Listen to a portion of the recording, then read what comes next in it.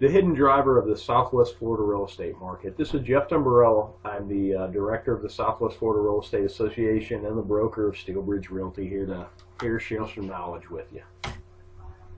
Understanding trends. Everybody talks about trends, but what exactly really is a trend? The verb version of a trend is to have a general tendency, set of events, conditions, or opinions. The noun definition: the general or prevailing tendency or course of events. Everything that I can find is always cyclical, and it's either by design or this is just how the experiment works better. But I mean, hurricane season, economic cycles, housing cycles, demographics particularly is very cyclical based upon the events that drive them.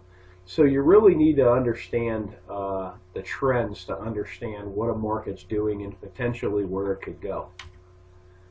The base driver of the Southwest Florida market is retirees. They really are a base driver and a somewhat hidden driver. If you're not working or living in a retirement-based area, you tend not to notice it. If you live in some areas of particularly, say, South Fort Myers and some of the younger neighborhoods, you really wouldn't know retirees are base drivers because everybody around you is 40 with 3 kids. But a retiree is a person who's retired from a working or professional career. In migrating retirees, spending initiates growth. When they come here, their first 2 years is very, very fruitful for our economy. They generally get some housing. I notice they buy cars, they buy boats, they buy brand new Harleys. Sometimes they buy all of that.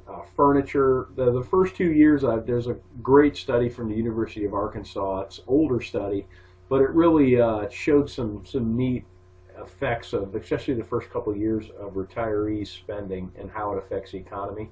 New jobs are created because they're a new demand.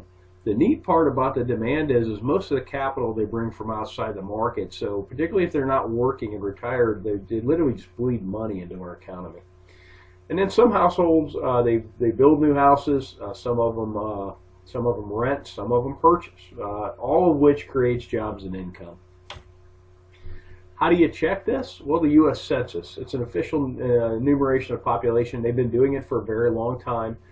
One particularly useful set of data is the count of live births. They have a lot of data sets, and if you've never been to the census page, you can download most anything there with the click of a button. It goes right into Excel, and you can work with it. And this is how you can project and extrapolate current and previous retiree trends. How do we know this to be valid? Through analysis, it's been determined that 62 years of age appears to be the age to trend. I have trended ages 55 all the way to ages 70 against our sales counts. 62 is really the age to look at. The simple math always sheds the most illuminated path. Okay, our market crashed in 2005 through 2007. If you go back 62 years, that's 43 through 45, World War II caused a large drop in the U.S. birth rate. Lo and behold, 62 years later, all the retirement centers in this country crashed first. When the bubble blew, it was Florida, Arizona, and Nevada, Las Vegas that blew first, and those were heavy retiree pockets, and that's what popped the bubble. Take a look at the last cycle. Here's our sales counts, and here's the live births. Charted against one another. Now bear in mind, when the market blew up, everybody pulled back, but what's neat is when the market started to tick up again, it perfectly coincides with the retirees.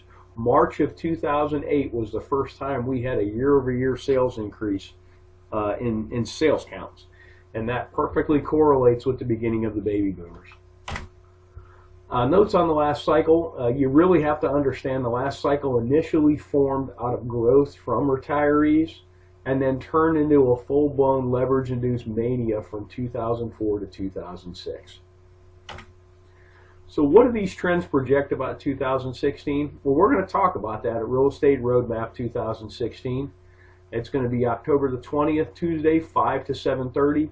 Make sure you get there at 5. We're doing a really neat speed networking where you're going to get the opportunity to meet everybody in that room, because I know about you guys, but when I go to a networking event, I generally talk to 3 or 4 people, mainly because it takes me 20 minutes to say hi, but you'll leave these events and you wish you could have met more people and made more contacts. And speed networking, this should be a great vehicle to do that.